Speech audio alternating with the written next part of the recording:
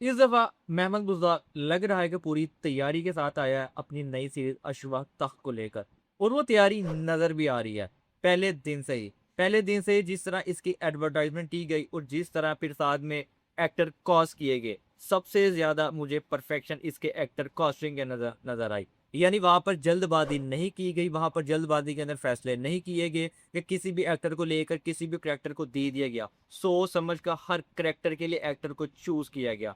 और उसके बाद 2 दिन पहले इसकी बाकायदा रिहर्सल मीटिंग भी हो चुकी है, और उस रिहर्सल मीटिंग ने अलहदा ही क्रेज क्रिएट कर दिया है इस सम फैंस के अंदर जो कि तुर्किश हिस्टोरिकल्स देखना चाहते थे। और सबसे ज्यादा क्रेज देखने को मिला सुल्तान अलाउद्दीन के कुबाद की जो लुक को लेकर। वो लुक जो है काफी ज्यादा आउटस्टैंडिंग है और वो क्रेजी लुक है। और फर्स्ट लुक के अंदर ही नजर आ रहा था कि यार ये बंदा वाकई सुल्तान अलाउद्दीन के कुबाद लग रहा है इस लुक के साथ। वहां पर उसका जो हेयर स्टाइल था मलिक संजार की तरह सा, थोड़ी सी लुक जो थी मलिक शाह की तरह लग रही थी। लेकिन ओवरऑल लुक को मैं तो 10 में से 10 नंबर ही दूंगा, क्योंकि बहुत ही आउटस्टैंडिंग लुक थी और हर बंदे को वो लुक पसंद भी आ रही है। इसी के साथ साथ दूसरे जो करेक्टर थे उनकी भी लुक को काफी ज्यादा चेंज किया गया उनकी रियल लुक के हिसाब से। यानी जिस तरह उनको पर्सनैलिटी इनको सूट करेगी इस सीरीज के अंदर, जिस तरह 1300 का टाइम हमें देखने को मिलने वाला है इस सीरीज के अंदर, और वैसे जैसे उस टाइम के अंदर लोग दिखते थे, उनके बड़े बड़े बाल होते थे और जो वो कॉस्ट्यूम पहनते थे वो सारे के सारे बहुत ही ज्यादा अच्छे लग रहे हैं। लेकिन यहाँ पर एक ऐसा करेक्टर था जिसकी लुक मुझे इतनी ज्यादा अच्छी नहीं लगी, और वो था खलील इब्राहिम का, जो कि यहाँ पे एंद्रियास का किरदार अदा करने वाला है, जो कि इन सीरीज के अंदर सुल्तान अलाउद्दीन के कुबाद का सबसे बड़ा दुश्मन होगा। उसकी लुक इतनी ज्यादा मुझे खास नहीं लगी एक विलन के लिहाज से, क्योंकि सबसे बड़ा विलन वही है इस सीरीज के अंदर।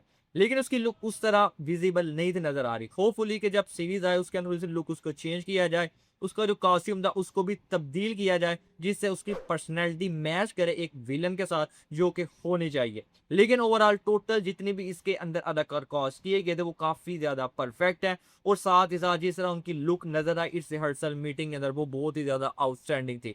चाहे यहाँ पर आप प्रिंसेस डेस्टिना की बात कर ले, प्रिंस डेस्टिना जो कि यूनानी शहजादी थी, इस लुक के साथ इस कॉस्ट्यूम के साथ लग रहा है कि वाकई वो की यूनानी शहजादी नजर आ रही हैं। और इसी तरह मलका खातून की बात कर ले जो उनकी पहली बीवी होगी इस सीरीज के अंदर, उसकी लुक उसका ड्रेस काफी ज्यादा आउटस्टैंडिंग था। इसी तरह मलका दस्तीना का जो वर्ल्ड का किरदार अदा करने वाले हैं उसका जो क्राउन था, इसका जो कॉस्ट्यूम था, दूसरे भी जितने अदाकार थे जो करेक्टर नजर आ रहे थे वो काफी ज्यादा क्रेजी चीजें नजर आ रही हैं इस सीरीज के अंदर। और इस रिहर्सल मीटिंग के अंदर कुछ ऐसे भी अदाकार नजर आए जिनका कोई नामो निशान ही नहीं था, यानी वो इस सीरीज के अंदर कास्ट कर लिए गए हैं। उनमें से 2 से 3 ऐसे अदाकार हैं जिनको हम ऑलरेडी कुर्लुश उस्मान के अंदर देख चुके हैं, लेकिन उनका यहाँ पर करेक्टर रिवील नहीं किया गया यहाँ पर वो कौन सा करेक्टर करने वाले हैं। लेकिन होपफुली उनकी भी इंफॉर्मेशन आ जाएंगी, ना आई तो जैसा कि इसकी रिहर्सल मीटिंग तो हो ही चुकी है। तो रिहर्सल मीटिंग के ज्यादा से ज्यादा 2 या 3 वीक के बाद इसका जो फर्स्ट एपिसोड होता है उसका फर्स्ट ट्रेलर रिलीज कर दिया जाता है। तो उस हिसाब से 16 तारीख को इसकी रिहर्सल मीटिंग हो चुकी है। तो ज्यादातर चांस यही है कि अगस्त के फर्स्ट वीक के अंदर ही इसका जो फर्स्ट एपिसोड होगा उसका फर्स्ट ट्रेलर हमें देखने को मिल जाएगा। इसी के साथ अगर इसके फर्स्ट एपिसोड रिलीज की बात की जाए तो वो मुझे लग रहा है कि अगस्त के मिड के अंदर हो जाएगा, जो एक बहुत बड़ी बात है, क्योंकि इससे पहले कभी भी इतनी जल्दी कोई भी सीरीज नहीं आई। आम रूटीन के अंदर अगस्त के अंदर रिहर्सल मीटिंग की जाती है, सितंबर के अंदर शूटिंग का आगाज होता है, उस सितंबर के लास्ट वीक या फिर अक्टूबर के फर्स्ट वीक के अंदर एपिसोड नशर किया जाता है। लेकिन जिस स्पीड के साथ ये सारी चीजें चल रही हैं अगस्त के मिड के अंदर ही लगता है कि इसका फर्स्ट एपिसोड देखने को मिल जाएगा।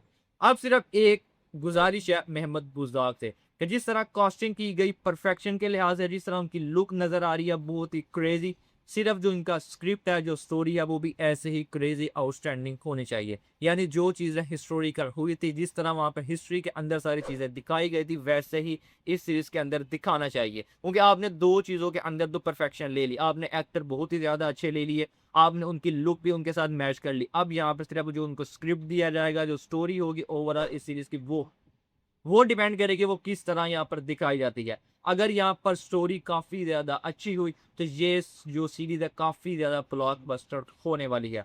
होपफुली ऐसा ही हो। बाकी आप लोग कमेंट करके जरूर बताना कि इस सारी रिहर्सल मीटिंग के अंदर आपको सबसे ज्यादा लुक किसकी ज्यादा क्रेजी लगी, कौन सबसे ज्यादा आपको अच्छा लगा इस लुक के अंदर। और बाकी इस वीडियो को अपने दोस्तों के साथ शेयर करना मत भूलना जो कि तुर्किश की हिस्टोरिकल सीरीज देखना चाहते हैं। और वीडियो अच्छे लगे तो वीडियो को लाइक करना मत भूलना। आज की वीडियो के अंदर बस यही था, मिलते हैं आपसे नेक्स्ट वीडियो में, तब तक के लिए अल्लाह हाफिज।